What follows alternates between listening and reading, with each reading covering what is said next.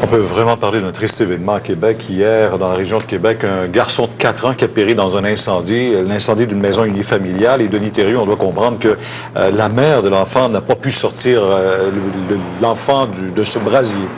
Oui, Pierre, c'est dramatique ce qui s'est passé hier sur la rue des Amis à Beauport en fin d'après-midi. Le bambin est resté prisonnier de la maison familiale qui était en flammes. Il y a des voisins qui ont tenté d'entrer à l'intérieur. Il y avait trop de fumée, il y avait trop de flammes. Ils n'ont pas pu approcher l'enfant. Même lorsque les pompiers sont arrivés sur place, les flammes sortaient de partout. Ils ont dû défoncer un mur pour récupérer le bambin.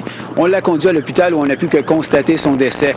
À travers tout ça, il y a les pompiers qui, eux, disent que toute l'opération a été menée de façon anarchique.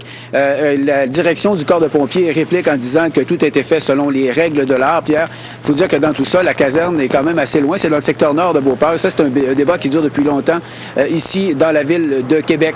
Donc, il y a pendant ce temps-là, bien, on tente de déterminer la cause de l'incendie. J'ai parlé à l'enquêteur il y a peu de temps.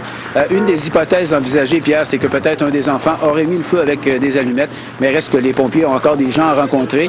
Et l'enquêteur, le travail a complété. On a même fait venir un expert de Québec afin de trouver la cause de l'incendie. Donc, ça, c'est à suivre ce bout-là, Pierre.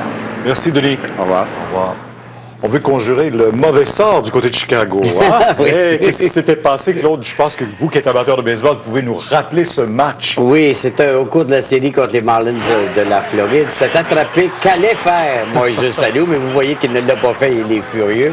C'est un spectateur, un partisan des Cubs d'ailleurs, qui n'a pas pensé plus loin que son nez et qui a voulu avoir un souvenir, mais ce faisant, il a considérablement nuit à son équipe parce que l'équipe de la Floride a fait une remontée par la suite et les Cubs ont été éliminés. Alors, vous savez que la balle a été vendue aux enchères. C'est un 114 000 restaurateur qui l'a Pierre. acheté. Et puis, qu'est-ce qu'on en fait ce soir? On l'a fait sauter. Pour ainsi conjurer le mauvais sort qui s'abat sur les Cubs depuis 1945.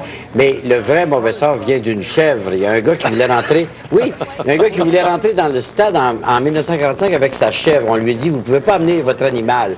Il a dit, bon, ben très bien, alors, les Cubs ne gagneront plus jamais une série mondiale. Dis-moi pas qu'il s'appelait M. Séguin, quand même. et depuis 1945, les Cubs n'ont jamais gagné une série mondiale non plus. Dans un moment, notre envoyé spécial Paul Larocque